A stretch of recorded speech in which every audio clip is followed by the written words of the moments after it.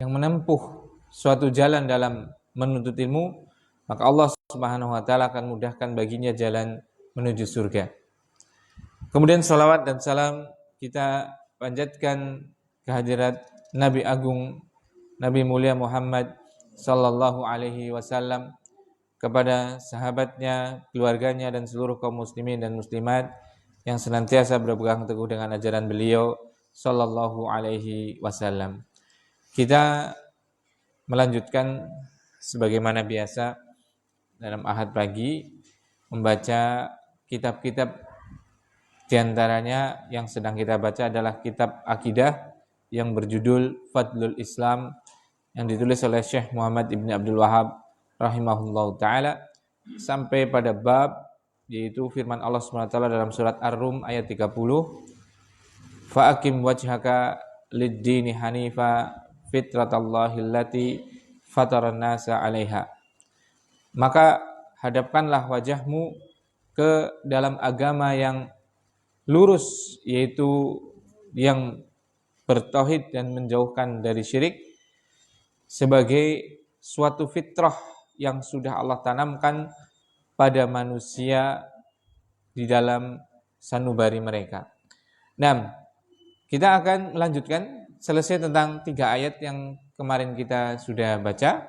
Sekarang kita melanjutkan pada hadis-hadis yang akan disampaikan oleh Syekh Muhammad Ibn Al-Wahhab. Di antaranya yang pertama, bismillahirrahmanirrahim, berkata penulis Syekh Muhammad Ibn Wahhab rahimahullah ta'ala, walil Bukhari, dan pada hadis yang diriwayatkan oleh Imam Bukhari. Lah, ini yang hadis ketiga, berarti afan. Ini dulu. Hadis ini diriwayatkan oleh Imam Tirmidzi, afan. Bismillahirrahmanirrahim, berkata penulis rahimahullah ta'ala, wa an ibni Mas'udin anna Rasulullah sallallahu alaihi wasallam qala, dari sahabat yang mulia yaitu Abdullah bin Mas'ud, bahwasanya Rasulullah sallallahu alaihi wasallam pernah bersabda, inna likulli nabiyyin wulatan minan nabiyyin, sungguh setiap nabi itu punya wali-wali dari para nabi juga. Wa inna waliyyi abi, dan sesungguhnya waliku itu adalah bapakku sendiri, yaitu Ibrahim, yaitu Nabi Ibrahim alaihissalam, wa khalilu rabbi, dan dia adalah kekasih Tuhanku, yaitu Allah SWT. Tsumma qara'a, kemudian beliau sallallahu alaihi wasallam membacakan firman Allah Subhanahu wa taala, inna aulan nasi bi Ibrahima, sesungguhnya manusia yang paling utama dekat dengan Nabi Ibrahim lalladzina taba'u, adalah orang-orang yang mengikutinya. Wa hadan nabiyyu, di antaranya nabi ini yaitu Nabi Muhammad sallallahu alaihi wasallam. Walladzina amanu, dan juga orang-orang yang beriman. Wallahu waliyul mu'minin, dan sungguh Allah itu adalah walinya bagi orang-orang yang beriman. Nah, beliau Syekh Muhammad Ibn Wahhab memulai membawakan dalil-dalil dari hadis, karena sebagaimana kita sudah tahu, masdar sumber hukum kita itu ada 2 hakikatnya, yaitu Al-Quran dan Sunnah. Itu sumbernya, yang merupakan betul-betul wahyu dari Allah Subhanahu wa taala kepada Nabi sallallahu alaihi wasallam. Kemudian ada sumber lagi yang ketiga, yaitu ijma', itu pun berdasarkan sunnah, berdasarkan wahyu tadi.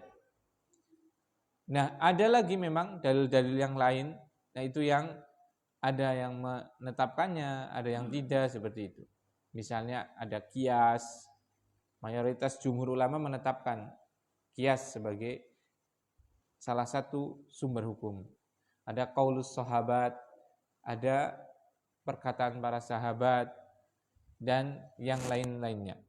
Nah, tapi yang asas itu 2. Sumber hukum orang Islam adalah Al-Quran dan hadis. Nah, Makanya setelah membawakan Al-Quran, beliau membawakan apa? Hadis. Nah, apa kata Rasulullah Sallallahu Alaihi Wasallam? Beliau bersabda, sungguh setiap nabi itu punya kekasih, punya wulad, punya wali-walinya. Apa itu wali? Wali itu jadi kata yaitu wala yali, itu artinya qorib, dekat.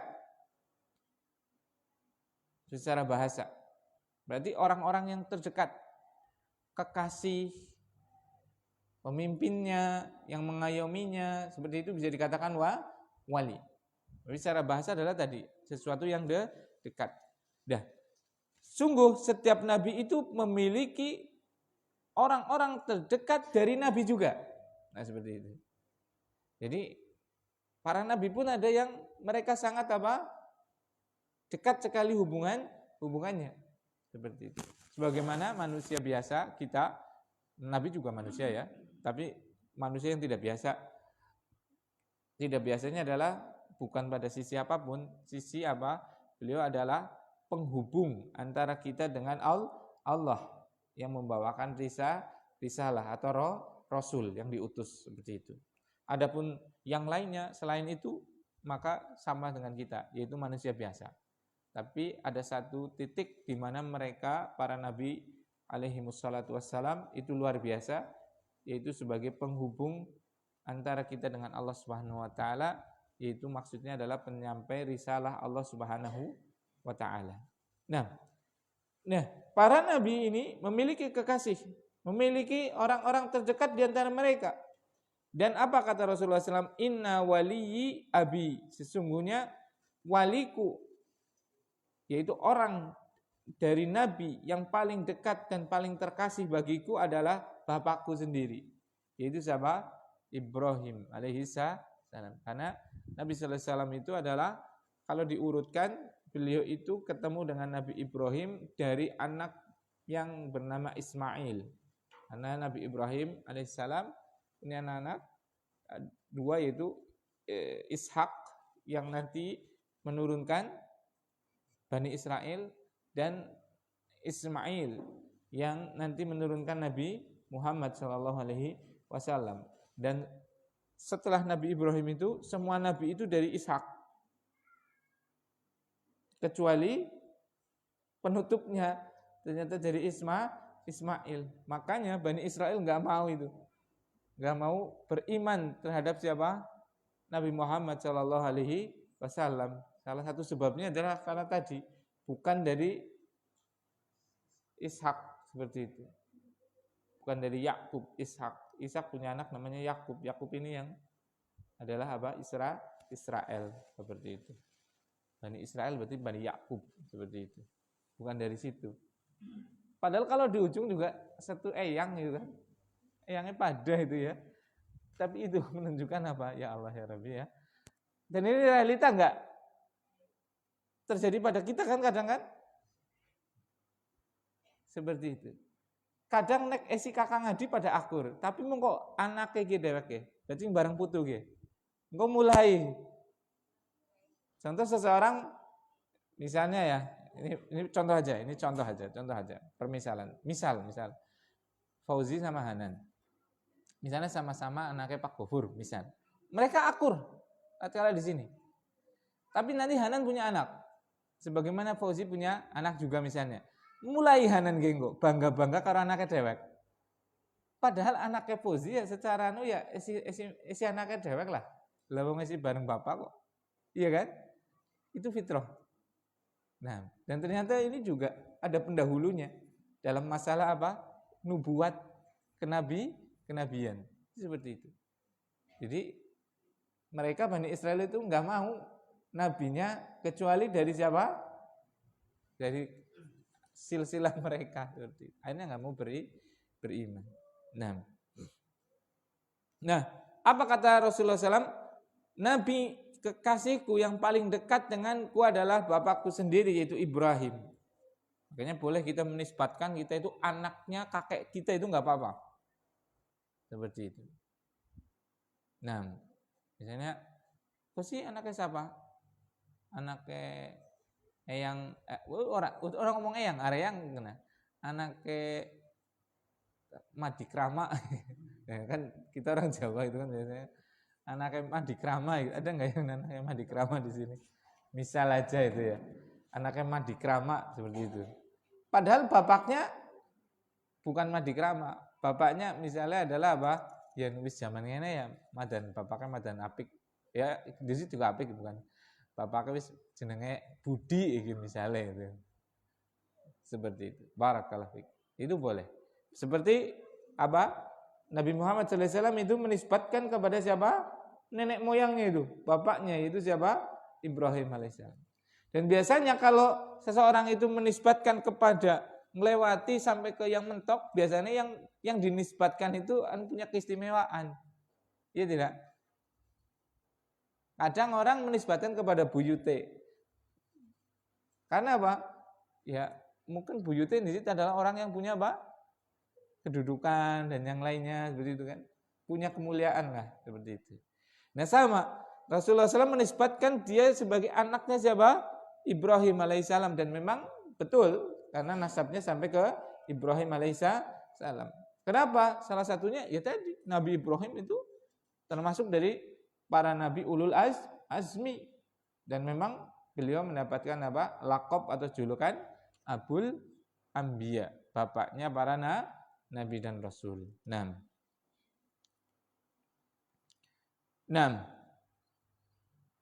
Apa yang dilakukan oleh Rasulullah sallallahu alaihi wasallam? Dikatakan sesungguhnya waliku adalah bapakku sendiri itu Ibrahim, dan dia adalah kekasih Robku, kekasih Tuhanku. Nah, ini penting nih. Dia menjadikan walinya itu siapa? Bapaknya kan? Mungkin karena nasab juga. Yang kedua, kenapa dia memilih Nabi Ibrahim sebagai walinya? Kan banyak, kan nabi-nabi lain kan ada kan? Mungkin langsung aja bapakku Adam itu kan, bisa juga itu kan? Selesai sudah ya kan, karena manusia pertama, nabi pertama ya kan. Tapi kenapa beliau memilih dengan apa? Nabi Ibrahim. Ada yang tahu? Nah ini, wa khalilu rabbi, karena Nabi Ibrahim adalah kekasih Tuhanku. Maksudnya berarti apa nih? Khullah itu. Jadi Imam Ibnu Qayyim dalam Madarijus Salikin itu menyebutkan tingkatan cinta. Tingkatan cinta itu ada sekitar 10 kalau nggak salah. Ada alaqah, cuma punya hubungan aja. Ada mahabbah, ada ishq, cinta yang sampai terlalu parah sehingga bisa sakit dia. Ada nggak dengan lihat orang saking senangnya itu sampai meriang? Ada kan? Bahkan ada sampai bunuh diri kok. Iya kan? Seperti itu. Ada yang namanya ta'abbud. Ta'abbud itu adalah tadallul. Saking cintanya dia tunduk setunduk-tunduknya, manut dia. Nah, harusnya kita itu ibadah kan dari kata ta'abbud itu. Ta'abbud itu dari kata cinta yang sampai tunduk, manut. Kita manut kepada itu bukan karena takut sebenarnya. Yang paling utamanya adalah karena apa? Tunduk. Karena cinta, tunduknya itu dibangun di atas cinta. Walaupun ada takutnya dan ada harapnya juga. Tapi intinya adalah karena cinta. Nah, di atasnya itu adalah khullah. Orang namanya khalil. Dan tidak ada yang sampai derajat ini kecuali 2 dari makhluk, yaitu Nabi Ibrahim alaihissalam dan Nabi Muhammad sallallahu alaihi wasallam. Nah, pelajaran penting ini. Kenapa? Salah satu alasan kenapa Rasulullah SAW menjadikan walinya, orang-orang terdekatnya itu Nabi Ibrahim alaihissalam, selain karena nasab yang pertama, yang kedua karena dia adalah orang yang paling dicintai oleh Allah. Pelajaran yang penting berarti apa? Kalau kita kepengen mencontoh Rasul, salah satu sifat Rasul adalah apa? Menjadikan orang-orang terdekatnya, menjadikan kekasih-kekasihnya adalah siapa? Orang-orang yang dekat dengan siapa? Allah Subhanahu wa taala. Itu. Jangan menjadikan orang-orang terdekat kita adalah orang-orang yang punya kekuasaan, orang-orang yang punya materi, orang-orang yang punya ini dan itu semata seperti itu. Boleh nggak kita punya berdekatan dengan penguasa? Ya boleh-boleh aja, nggak apa-apa. Tapi yang menjadi tolak ukurnya adalah apa? Kedekatan orang tersebut dengan siapa? Allah Subhanahu wa taala. Itu. Pokoknya jadikan orang yang dekat dengan kita, yang kesehariannya, yang kita sering sharing dengan dia adalah orang yang dekat dengan Allah Subhanahu wa taala. Itu paling utamanya. Mau dia kaya, alhamdulillah. Mau dia punya kedudukan, nggak apa-apa. Mau dia miskin, nggak ada masalah. Yang penting pastikan dia adalah apa? Orang yang dekat dengan siapa? Allah Subhanahu wa taala. Kebanyakan manusia patokannya ini atau tidak? Tidak. Kebanyakan manusia kepengin perke karo sing sugih, kepengin perke karo sing berkuasa, padahal merek-merek gue wong sugih, wong berkuasa, sing ora perek karo Gusti Allah, mesti jenengan kebanyakannya diapain? Sepelek kena, gimana? Biasanya orang kaya, orang yang berkuasa, kalau dia tidak dekat dengan Allah, biasanya apa coba? Menyepelekan manusia, sombong, batarul haq, wa ghamtun nas, menolak kebenaran dan biasanya meremehkan orang lain. Iya tidak? Tapi kalau kita dekat dengan siapa? Orang-orang yang dekat dengan Allah Subhanahu wa taala pasti, karena dia tidak pernah melihat apa sesuatu itu dari apa? Dohirnya. Sebagaimana nanti akan ada hadis yang kita bawakan. Innallaha la yanzuru ila ajzamikum wala ila amwalikum walakin yanzuru ila ma fi qulubikum wa a'malikum. Allah itu enggak melihat kepada jasad kalian, Allah itu enggak melihat kepada harta-harta kalian, tetapi Allah melihat kepada apa? Hati dan amal kalian. Nah, orang yang dekat dengan Allah kan tahu hadis ini kan? Otomatis dia apa? Patokan melihat manusia adalah apa? Bagaimana hatinya seorang yang berakidah benar atau tidak? Bagaimana amalannya? Amalannya itu sesuai dengan sunnah Rasul atau tidak? Seperti itu. Nah, ini pelajaran penting bahwasanya apa? Jadikan wali-wali kita, orang-orang yang terdekat dengan kita adalah orang-orang yang apa? Dekat dengan Allah Subhanahu wa taala. Seperti itu. Aja nek karo ustadz pada wedi. Nek wedi karo ustadz bre, aku udah kritik baik kok. Padahal ustadz orang kritik, cuma lagi ngomong, ustadz lagi sanjang, lagi dawuh, terus apa? Pas dilalah gitu loh. Pas kebetulan apa? Itu masalah yang sedang disampaikan ustadznya pun nggak tahu. Itu pas apa? Berupa kesalahan kita, berupa kemaksiatan kita. Darahnya apa? Lah nyaruk ustadz itu. Loh, kan nggak mentakin, nggak apa itu kan? Nah seperti itu. Tetap dekat dengan orang soleh. Orang soleh itu akan apa? Menghidupkan hati kita, mengingatkan kepada akhirat, mengingatkan kepada hakikat kehidupan dunia, memotivasi agar lebih maju seperti itu. Nah,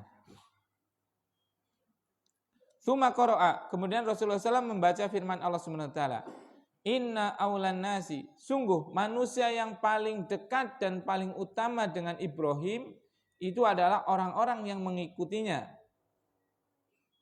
Dan diantaranya adalah Nabi ini kata Allah, yaitu Muhammad sallallahu alaihi wasallam, dan orang-orang yang beriman. Wallahu waliyul mu'minin, dan Allah itu adalah wali, dekat dan kekasih dan yang menuntun orang-orang yang beriman. Nah, di sini apa kaitannya barakallahu fikum ayat ini, hadis ini berkaitan dengan bab, karena babnya kan fa'aqim wajhaka lid-dini hanifa. Itu kemarin apa dijelaskan babnya tentang apa? Istiqomah di atas apa? Agama yang hanif ini, agama yang lurus kepada tauhid dan menjauh dari syirik. Apa kaitannya? Kaitannya adalah di sini para ulama menyebutkan diantaranya ini. inna aulan nasa bi Ibrahim alladzina taba'u wa hadan nabiy walladzina amanu wallahu waliyul mu'minin. Di sini ada perintah untuk mengikuti. Mengikuti siapa? Lalladzina taba'uhu, dan orang-orang yang mengikutinya. Mengikuti siapa? Nabi Ibrahim alaihissalam. Nah, ada perintah untuk mengikuti, dan hukum asal perintah itu apa? Wajib, kemudian istimrar. Istimrar itu apa? Terus menerus. Dan makna lain dari terus menerus adalah apa? Istiqomah. Berarti di sini ada perintah untuk apa? Istiqomah terus menerus mengikuti siapa? Nabi Ibrahim alaihi salam. Seperti itu. Jadi berkaitan dengan bab ini. Nah kemudian di sini disebutkan bahwasanya orang yang paling dekat dengan Nabi Ibrahim itu adalah orang yang pertama adalah orang yang mengikutinya. Dan di antara orang yang paling mengikuti Nabi Ibrahim adalah siapa? Nabi Muhammad sallallahu alaihi wasallam. Kenapa? Nah, ini penting. Karena banyak orang mengaku mengikuti Nabi Ibrahim alaihissalam. Semua agama di sini, agama Samawi maksud saya, agama Samawi itu agama yang diturunkan oleh Allah SWT. Termasuk di situ adalah apa? Yahudi. Termasuk di situ adalah Nasrani. Itu adalah agama Samawi. Kenapa? Karena mereka agama Samawi, penganut agama Samawi, yaitu Nasrani, Yahudi, itu apa? Mengaku mereka adalah orang yang paling dekat dengan Ibrahim. Orang Yahudi mengatakan Ibrahim adalah Yahudi. Orang Nasrani mengatakan Ibrahim adalah Nasrani. Maka Allah SWT dengan tegas dalam surat Al-Imran mengatakan apa? Maka Ibrahimu Yahudiyan wala Nasraniyan. Ibrahim itu sekali-kali bukan Yahudi, bukan juga Nasrani. Walakin kana hanifan muslima, tapi dia adalah nabi yang hanif, yaitu nabi yang bertauhid dan menjauhkan dari syirik, musliman, yang muslim. Nah itu jelas seperti itu. Wa makana minal musyrikin, dan tidaklah dia termasuk dari orang-orang yang musyrik. Bahkan dijelaskan ini. Kemudian ayat ini tidak dilanjutkan ini. Inna aulan nasi bi Ibrahim. Bahkan manusia yang paling dekat dengan Ibrahim itu siapa? Lalladzina taba'u. Adalah orang-orang yang mengikuti beliau alaihi salam wa hadan nabiyyu, dan nabi ini yaitu siapa? Muhammad sallallahu alaihi wasallam. Berarti ini sudah jelas sekali. Allah apa? Menetapkan bahwasanya yang paling dekat dengan Ibrahim siapa? Nabi Muhammad sallallahu alaihi wasallam dan orang-orang yang beriman. Pengakuan mereka berarti apa? Sudah ditolak itu. Makana Ibrahimu Yahudian wala Nasrani. Sudah ditolak itu. Dan ini pentingnya apa? Pengakuan itu enggak ada manfaatnya kalau tidak diakui. Penting mana? Ngaku-ngaku atau diakui? Diakui. Yang penting itu adalah diakui, bukan mengaku. Loh, kalau ngaku-ngaku itu apa? Bisa bermanfaat, enak banget kan? Sekang masjid, butul dalan pelanjan kayak tanah aku. Kalau itu apa? Bermanfaat, itu kan pengakuan kan? Enak tidak? Enak temen itu kan? Yang jadi masalah itu yang penting itu adalah apa? Diakui atau tidak. Kalau ngaku-ngaku itu enggak ada manfaatnya. Termasuk di sini adalah apa? Orang-orang yang mengaku. Kalau orang Yahudi mengaku Ibrahim itu adalah apa? Nabi mereka yang paling dekat dengan mereka dan yang lainnya, termasuk daripada mereka sebagai Nasrani, kaum muslimin juga ada loh banyak. Tapi ini masih dalam lingkungan Islam ya, perlu digarisbawahi, bukan lagi menyamakan dengan Yahudi dalam sisi kekafirannya. Kalau ini tidak disamakan, Yahudi kafir. Tapi dalam sisi apa? Pengakuan-pengakuan, tapi yang enggak sampai mengeluarkan dari Islam. Orang-orang ahli bid'ah melakukan kebid'ahannya, perayaan-perayaan Maulid Nabi, Isra Mi'raj dan yang lain-lainnya yang tidak pernah dicontohkan oleh Rasulullah SAW. Bahkan Rasulullah SAW mengatakan apa? Wa kullu bid'atin dolalah. Setiap bid'ah adalah sesat. Coba yang mereka melakukannya, sebab yang memotivasi mereka untuk melakukannya apa? Cinta Rasul. Mengaku dirinya cinta Rasul. Semuanya seperti itu. Baik atau tidak? Baik atau tidak? Baik. Secara niat. Tapi diakui atau tidak? Tidak pernah diakui nanti. Ibadah-ibadah tersebut. Bahkan ibadah tersebut pasti tertolak dan diancam dengan neraka. Jadi ini pelajaran yang penting diantaranya adalah apa? Yang penting adalah apa? Diakui, bukan pengakuan. Nah, kemudian hadis yang kedua, wa an Abi Hurairah radhiyallahu taala anhu qala. Dari sahabat yang mulia itu Abu Hurairah, beliau berkata, qala Rasulullah sallallahu alaihi wasallam. Rasulullah sallallahu alaihi wasallam bersabda, "Innallaha la yanzuru ila suwarikum wa amwalikum, walakin yanzuru ila qulubikum wa a'malikum." Hadis ini diriwayatkan oleh Muslim.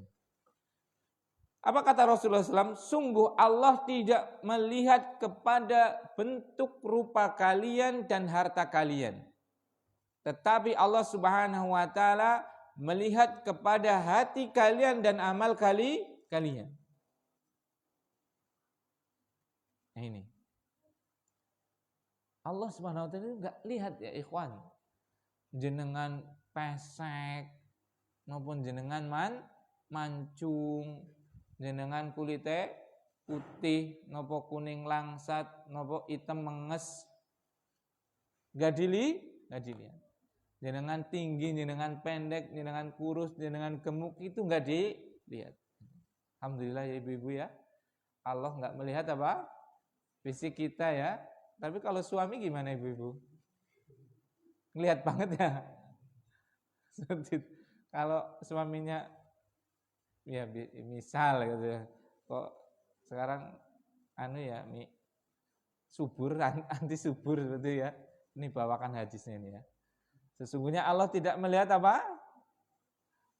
Rupa fisik kalian dan juga harta Allah beora mempermasalah, kenapa malah jenengan sing masalah, nah itu ya.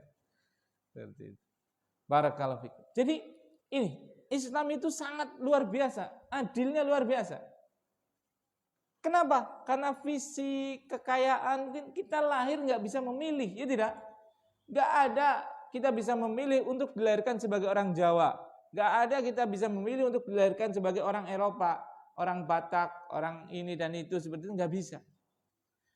Karena memang itu sudah kauni, sudah ketetapan yang pasti, maka Allah tidak akan pernah mencelanya, tidak akan pernah memujinya, tidak akan pernah melihatnya. Begitu juga harta itu nggak pernah dilihat. Makanya sing sugi-sugi ya aja sombong-sombong nemen lah. Gusti Allah mboten napa ningali bandane jenengan. Nggak dilihat itu.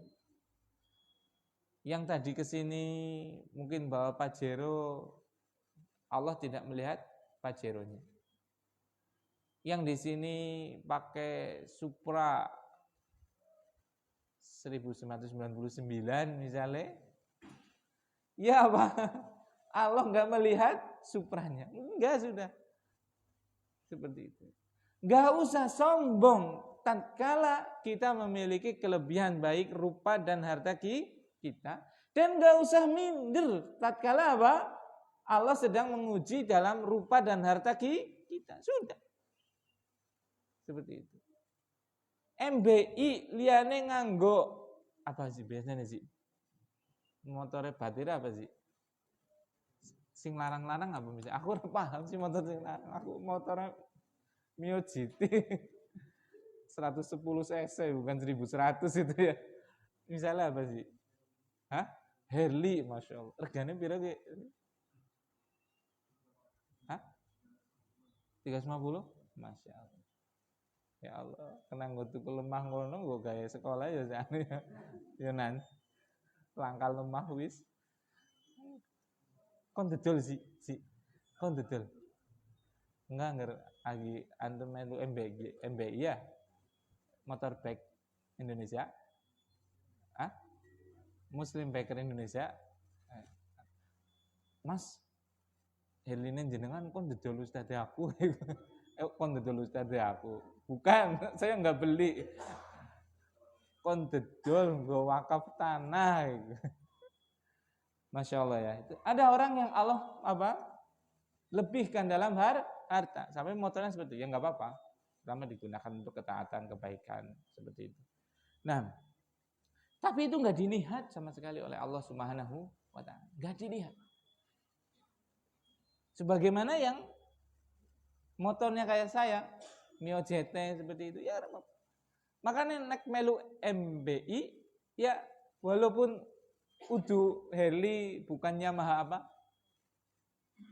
yang bagus itulah, yang nggak paham seri-serinya itu kan, ya ora apa-apa. Berarti heli nganggo direct apa, Mio GT, walaupun mana brem ini, uduk.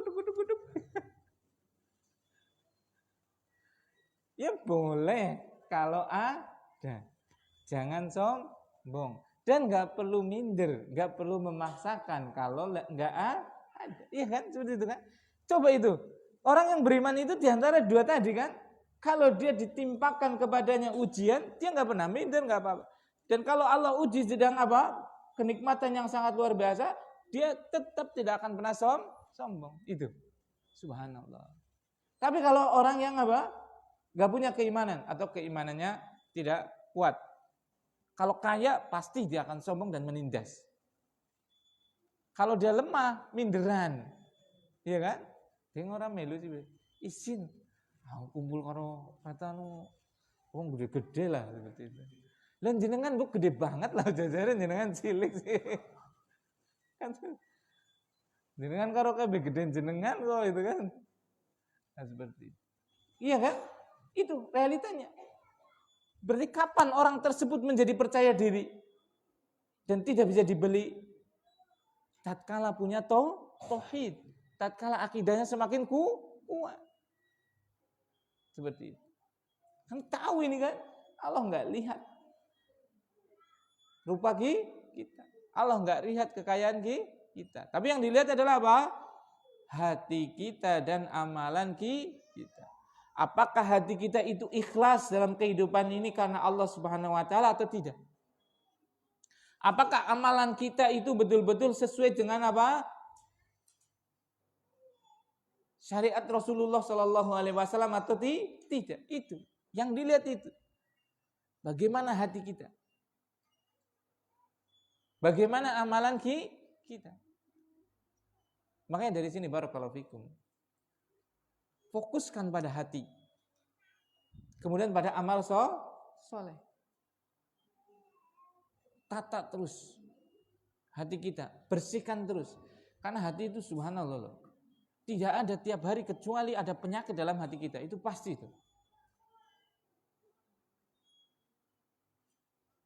Terutama, ini penting nih. Terutama tatkala Allah sudah mulai memberikan kelebihan bagi kita. Ini penting. Karena ini pada enggak sadar biasanya. Terutama tatkala Allah SWT mulai memberikan kelebihan pada kita. Mungkin kelebihan kecerdasan, mungkin kelebihan harta, mungkin kelebihan kedudukan, mungkin kelebihan fisik yang tampan dan yang lainnya, mungkin kelebihan sudah kenal sunnah, mungkin kelebihan sudah kenal sunnah lebih lama, mungkin ini dan itu. Biasanya mulai ada ujub. Mulai meremehkan orang. Kelebihan ekonomi misalnya kita sudah nggak butuh orang soal kata dia, bisikan hatinya. Akhirnya sering kan kita dengar nyong orang repoti kaiki. Sering nggak dengar kata-kata kayak gini? Nyong orang jadi beban kok. Aku ya kerja dewek, nyelip dewek misalnya seperti itu kan. Mulai timbulnya gitu kan. Itu bahaya itu. Hati-hati. Karena itu sudah mulai apa? Ada meremehkan orang. Jangan ada seperti itu. Biasanya penyakit ini akan mulai tumbuh tatkala orang sudah mulai apa? Besar. Mulai banyak apa? Hal-hal yang ia miliki. Dulu kan Masya Allah ya kan, kita sering kan, makanya kan kadang ngasih nyupatani, remut ganu. Nah itu kan, ganu kaya koyo, ketok wis gembelengan. Nah iya kan, adanya ucapan seperti itu karena mungkin memang realitanya orang tersebut berubah. Sehingga madan gembelengan setitik. Kita yang adol sebulan 1000 krat mulai melakukannya kayak gini. Gede. 1000 krat. Mulai apa? Kadang gede itu misalnya itu ya. Barakallahu.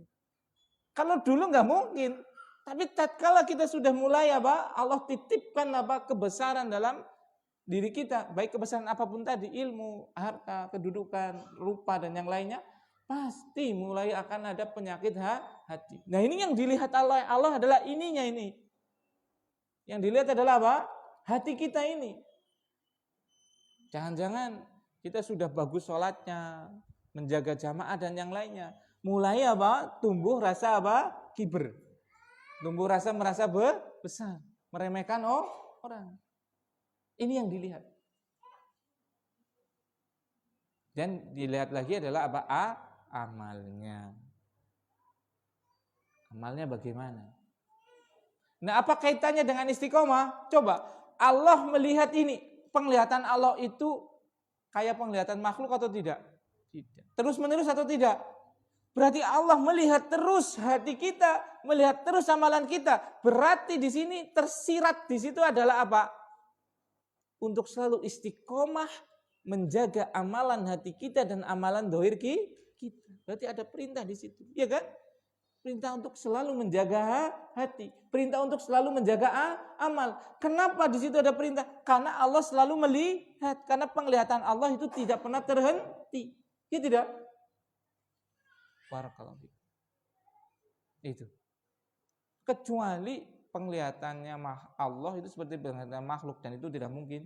Makhluk kan nggak mungkin melihatnya 24 jam. Itu tidak, nggak mampu itu.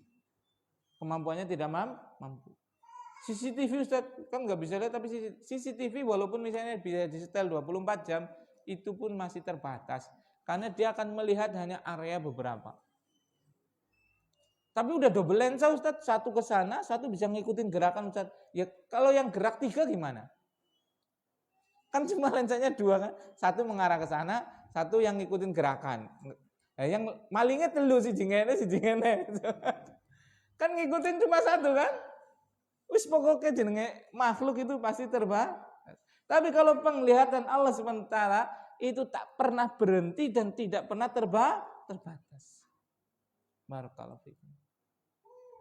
Makanya kita juga harus apa? Istiqomah terus apa? Menjaga amalan hati kita dan amalan zahir kita. Nah, itu hadis yang kedua. Kemudian hadis yang ketiga. Bismillah. Walahuma an Ibni Mas'udin, dan dari keduanya berarti maksudnya Bukhari dan Muslim. Dari Abdullah ibni Mas'ud, beliau berkata, qala Rasulullah sallallahu alaihi wasallam. Rasulullah sallallahu alaihi wasallam bersabda, "Ana faratukum 'alal haud." Masyaallah. Aku mendahului kalian dan menunggu kalian di telagaku. Wala yurfa'anna ilayya rijalun minkum, dan akan dibawakan kepadaku para manusia, orang-orang. Hatta idza ahwaitu liunawilahum ukhtuliju duni. Maka tatkala mereka sudah mendekat didekatkan kepadaku dan aku ingin melayani mereka dengan memberikan air minum dari telaganya beliau sallallahu alaihi wasallam, tiba-tiba mereka dijauhkan dariku, diusir dari telagaku. Fa'aqul, maka aku bertanya kepada Allah Subhanahu wa taala, kepada Tuhanku, "Ai Rabbi, ashabi." Ya Allah, itu sahabat-sahabatku. Yaqul, maka Allah Subhanahu wa taala berfirman, "La tadri ma ahdatsu ba'dak." Kamu enggak tahu apa yang dia lakukan sepeninggal engkau wahai Muhammad sallallahu alaihi wasallam. Hadis ini hadis diriwayatkan oleh Imam Bukhari dan Muslim. Nah, kita lihat terangkan. Jadi dalam hadis ini Rasulullah SAW mengatakan bahwasanya beliau mendahului umatnya menunggu di telaga. Jadi Rasulullah SAW itu punya telaga. Ini belum di surga ini. Haud itu belum di surga. Yang telaga ini panjangnya itu sejauh sebulan perjalanan. Begitu juga lebarnya. Warna airnya lebih putih daripada susu. Wa ahla minal asal. Dan lebih manis daripada madu. Allahumma ij'alna minasyaribina minhu. Semoga Allah menjadikan kita menjadi orang yang minum dari telaga tersebut. Allahumma amin. Wa aniyatuhu adadu nujumis sama. Dan bejananya, teko-tekonya itu sejumlah bintang-bintang di langit. Man yashrabu minhu syurbatan lam yadma ba'dahu abada. Siapa yang pernah meminum seteguk saja di situ, maka dia tidak akan pernah merasa haus lagi. Masya Allah, masya Allah. Nah di sini dikabarkan bahwasanya apa? Rasulullah Shallallahu Alaihi Wasallam itu punya telaga tadi, dan didekatkan kepada Rasulullah Shallallahu Alaihi Wasallam beberapa orang. Kemudian apa? Tatkala sudah dekat kepada beliau dan beliau ingin memberikan air minum dari telaganya tadi agar mereka tidak pernah kehausan lagi karena perjalanannya masih sangat jauh. Masya Allah, coba perhatikan di sini. Rasulullah SAW memberikan air, melayani umatnya. Masya Allah. Nah itu. Jadi Rasulullah SAW itu luar biasa. Nanti akan ada hadis setelahnya ini. Betapa beliau itu merindukan sekali bukan sahabatnya, tapi orang-orang setelahnya, termasuk kita itu. Semoga kita yang termasuk dirindukan itu. Beliau itu bertanya-tanya, mana saudara-saudaraku mana, saudaraku mana, seperti itu. Di Haud tadi. Sampai sahabat menjawab, saya kan saudara engkau ya Rasul. Enggak, kamu bukan saudaraku, kamu itu sahabatku. Lebih tinggi lagi daripada saudara. Seperti itu. Nah, ini bagaimana Rasulullah SAW sangat perhatian apa kepada umatnya. Melayaninya itu loh. Yang datang dikasih minum seperti itu. Tapi apa? Tatkala sudah mendekat, orang-orang tersebut apa? Diusir dari telaga Rasul Shallallahu Alaihi Wasallam. Tidak boleh minum coba. Bayangkan coba. Terhina atau tidak itu? Terhina sekali loh. Diusir. Nah, sampai-sampai Rasulullah itu saking sayangnya dengan umatnya sampai ya bukan protes ya. Kalau protes kan kepada yang bawahan atau apa ya. Sampai bertanya kepada Allah SWT. Ai Rabbi, Tuhanku, itu sahabat-sahabat aku loh Tuhanku. Mosok sih diusir seperti itu. Maka Allah SWT apa? Kamu tidak tahu apa yang dilakukan oleh mereka setelah meninggal. Jadi di sini coba, ini penting nih. Setelah Rasulullah SAW wafat, berarti Rasulullah apa? Tidak tahu apa-apa sudah. Beliau nggak dengar, nggak tahu. Ini loh aslinya, ini hadisnya ini. Hadis ini diriwayatkan Bukhari Muslim. La tadri ma ahdatsu ba'dak.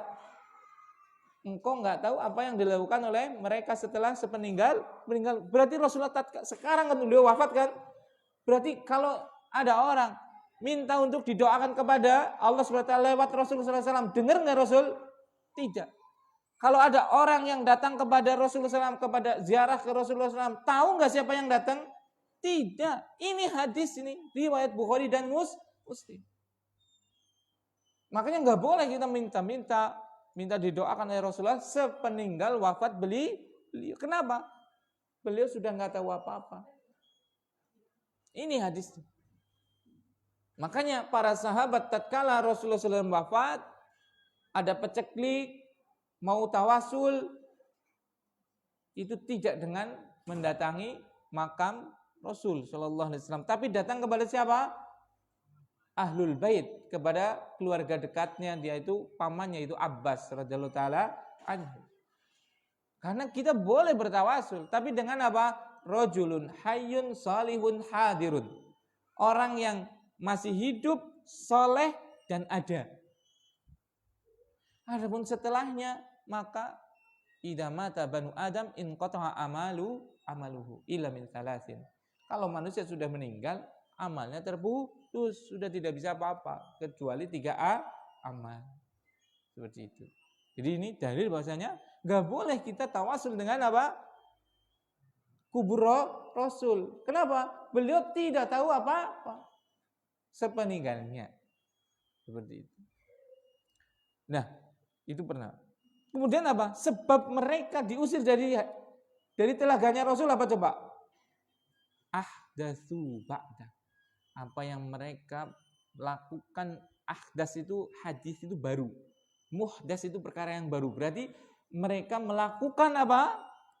Perbuatan-perbuatan yang baru dalam agama. Apa namanya perbuatan yang baru dalam agama yang tidak ada syariatnya?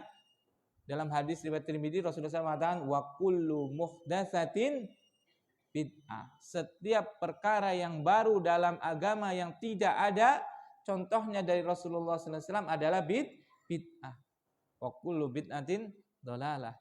Dan setiap kebid'ahan adalah sesat. Wa kullu dhalalatin finnar. Dan setiap kesesatan di neraka. Ini sebab bid'ah, bahaya bid'ah disebutkan dalam sini adalah apa? Diusir dari telaga Rasul sallallahu alaihi wasallam. Bahkan nanti hadis yang kedua ini, hadis yang keempat ini nanti sampai dimasukkan neraka itu. Dan itu betul. Wa kullu dhalalatin finnar. Dan setiap kesesatan adanya di neraka. Diancam dengan neraka. Makanya hati-hati itu. Hati-hati apa? Dalam kita beramal. Pastikan amalan kita adalah apa? Sesuai dengan syariat Rasulullah Sallallahu Alaihi Wasallam. Ini saya bacakan hadis ini bukan menganggap kita jamaah kita itu yang paling benar pemegang kunci surga, enggak. Kita juga khawatir kok. Jangan sampai apa? Melakukan apa? Amalan yang apa? Tidak pernah dicontohkan. Amalan tersebut baru dalam syariat ini. Karena apa? Sebab diusir dari telaganya Rasul adalah apa? Melakukan kebid'ah. Nah itu bahaya sekali kan bid'ah kan? Sudah nggak bisa minum, malu lagi. Diusir coba. Jadi kan diusir coba. Na'udzubillah ya kan? Isine loh. Wis kon merek-merek. Anak kanjeng Nabi lagi ngelayani umatnya nih, Masya Allah. Ternyata setelah kita dekat, na'udzubillah, diusir sejauh-jauhnya. Nah itu. Makanya hati-hati dengan bid'ah. Hati-hati dengan bid'ah. Itu kenapa manhaj salaf, dai-dai salafi, itu sangat kencang dalam menyampaikan masalah bid'ah. Bukan lagi mau menyesat-nyesatkan, bukan lagi membid'ah-bid'ahkan, bukan. Tujuan pertama adalah menjaga syariat agar syariat ini murni.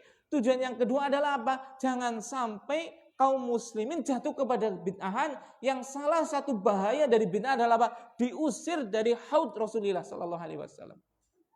Kan kasihan banget kan? Itu saudara kita loh. Sesama muslim loh. Salatnya sama ke Ka'bah. Syahadatnya sama, asyhadu alla ilaha illallah wa asyhadu anna Muhammadan Rasulullah. Sama salatnya, sama syahadatnya, sama hajinya. Masa kita tega kalau itu diusir dari telaganya Rasul? Itu jangan disalahpahamin bahwasanya kita apa? Merasa paling benar. Naudzubillah, tsumma naudzubillah. Atau apa? Mau menyalah-nyalahkan, atau apa? Mau menyesat-nyesatkan, tidak. Makanya kita tidak pernah berbicara secara person, secara individu. Kita hanya menyampaikan apa? Perbuatan tersebut. Yasinan adalah bid'ah, Isra Mi'raj adalah bid'ah, tahlilan adalah bid'ah, Maulid Nabi adalah bid'ah. Kita menyebutkan itu, enggak menyebutkan orang. Karena itu adalah perkara yang baru dalam agama. Yang itu adalah sebab diusir dari telaganya Rasul sallallahu alaihi wasallam. Dia saudara kita, mungkin dia bapak kita, mungkin dia kakek kita, mungkin dia adalah paman kita, bibi kita. Melakukan amalan tapi tidak apa? Diterima, bahkan dengannya apa? Diusir dari telaga Rasul sallallahu alaihi wasallam. Musuh sih kita tega menyesat-nyesatkan bapak kita, kakek kita, paman kita. Ya tidak? Makanya benarkan itu. Benarkan apa? Niat. Niat kita menyampaikan bid'ah itu bukan untuk merasa benar, bukan untuk menyalahkan, tapi sebagai bentuk apa? Hifdzus syariah, menjaga syariat, warahmah li ikhwaninal muslimin, dan sebagai bentuk kasih sayang kita kepada saudara-saudara kita sesama muslim. Bahkan kita dicecak, kita dicaci, kita tetap berbicara tersebut. Kenapa? Karena kita sayang. Seperti itu. Kita akan bicara seperti itu. Tapi bicaranya yang baik, kaum muslimin. Yang sudah tahu sunnah, bicaranya yang baik. Antum menyampaikan itu untuk kasih sayang. Kalau antum untuk menyampaikan tersebut hanya untuk membid'ah-bid'ahkan, hanya untuk menyesatkan, ihdaru. Tinggalkan itu. Itu sama aja antum juga bisa bid'ah itu. Bid'ah dalam apa? Ingkarul mungkar. Dalam mengingkari kemungkaran. Bisa juga kita yang jauhkan dari telaga Rasul. Kenapa? Cara mengingkarinya mungkin tidak benar. Bukan di atas ilmu, bukan di atas kasih sayang. Barakallahu fikum. Makanya hati-hati ini dengan perkara bid'ah. Ya Allah, semoga selamatkan kami dari apa? Bid'ah, dan juga seluruh kaum muslimin, dan semoga Engkau mengizinkan kami semua untuk apa? Meminum dari telaganya Rasul sallallahu alaihi wasallam. Nah, Wan Abi Hurairah radhiyallahu ta'ala, hadis yang ke berapa? 4. Dari Abu Hurairah radhiyallahu ta'ala anhu, hadis ini diriwayatkan oleh Imam Muslim. Anna Rasulullah sallallahu alaihi wasallam qala, Rasulullah SAW bersabda, wadidtu anna qad ra'ayna ikhwanana. Aku ingin sekali, kata Rasulullah SAW, untuk aku melihat pada saudara-saudaraku. Masya Allah. Qalu, awalasna ikhwanaka ya Rasulullah. Bukankah kami ini saudara-saudaramu wahai Rasulullah? Para sahabat seperti itu. Qal antum ashabi. Maka Nabi sallallahu alaihi wasallam mengatakan, kamu itu sahabatku. Lebih tinggi lagi. Wa ikhwanuna alladina lam ya'tu ba'du. Saudara-saudaraku adalah orang-orang yang datang setelahku, yang belum aku melihat setelahku, maksudnya setelah wafatku. Qalu. Kemudian para sahabat bertanya, kaifa ta'rifu man lam ya'ti ba'du min ummatik ya Rasulullah? Bagaimana engkau tahu ya Rasulullah dari umatmu yang datang setelah engkau, yang datang terakhiran, seperti itu. Padahal engkau tidak berjumpa. Qal, maka Rasulullah SAW menjawab dengan sebuah perumpamaan. Ara'aita, apa pendapatmu? Lau anna rajulan lahu khailun. Kalau ada seseorang yang dia punya kuda. Nah, hurrun muhajjalah. Yang kuda itu memiliki tanda putih di jidatnya. Kemudian di kakinya. Itu kuda mahal ya, hurrun muhajjalin itu. Kuda yang di sini ada putihnya itu. Kemudian di 4 kakinya itu, yang bawah itu ada putih-putihnya. Itu kalau seperti itu mahal, miliaran itu bisa. Nah, baina dhaghrai khailin duhmin buhmin. Di antara kuda duhmin itu hitam. Buhmin itu hitam menges. Hitam legam yang enggak ada putih-putihnya. Hitam apa? Ya hitam total itu ya. Hitam menges tadi. Ala ya'rifu khailahu. Pasti dia bisa mengetahui kudanya kan? Qalu bala. Maka para sahabat mengatakan apa? Iya Rasulullah. Nam qal fa innahum ya'tu ghurran muhajjalina minal wudu. Maka sungguh saudara-saudaraku itu nanti akan datang pada hari kiamat itu saya bisa mengenalinya karena mereka punya apa? Cahaya di wajahnya tadi, kemudian dia apa? Tangan-tangannya karena sebab apa? Wudu. Karena sebab mereka adalah orang yang ahli wudu. Wa anna faratuhum 'alal haud, dan aku sudah mendahului saudara-saudaraku tadi menunggunya di haud, di telaga. Ala yudadanna rijalun min haudi. Ketahuilah ada nanti sekelompok orang yang apa? Dijauhkan dari apa? Telagaku. Kama yudadanul ba'irud dhal. Sebagaimana ada onta yang tersesat yang dijauhkan. Fa unadihim ala halumma. Kemudian ada yang memanggil, ayo ke sini. Fayuqalu innahum qad badalu ba'dak. Kemudian dikatakan sungguh dia telah mengganti, membuat ajaran baru setelah peninggalanmu. Fa'aqul, maka aku katakan suhqan. Ya udah pergi sana. Diusir oleh Rasul, ini langsung Rasul yang mengusirnya. Suhqan. Ibta'id, menjauh sana. Celaka kamu, sudah pergi sana. Nah, kita baca. Udah jam 9:30 ya. Apa jenengan ada kegiatan? Kita lanjutkan besok aja. Kasihan ibu-ibu ya. Kalau bapaknya sih insya Allah waktunya banyak. Ibu-ibu ada waktu, ada kegiatan untuk mencuci, memasak. Hari Minggu libur nyuci ya, libur masak. Ya sekali-kali bapaknya pakai. Sekali-kali hari libur Umi boleh me time sama anak-anak sana. Ini tak kasih uang. Sana jalan-jalan. Lah iloken. Lah jenengan boro duwe bojo kok iloken. Mau jomane enggak Ummu Salma kan itu kan. Engko dadi ora iloken. Pantesnya gitu ya. Ummahat ya enggak. Pantesnya dina Minggu bapaknya sanjang nopo? Me time sama anak-anak sana. Ki duite anak dolan nari ngendi? Lah omahe sih bre, wis urusane aku kowe. Nate mboten. Sekali-kali ya Bapak ya. Kayane bojone seneng banget ya. Seneng mboten Ibu-ibu? Orang jawab karena apa? Karena kayak nggak mungkin gitu kan. Kayaknya orang mungkin Ustaz. Bojone aku kayak orang mungkin kayaknya seperti itu ya.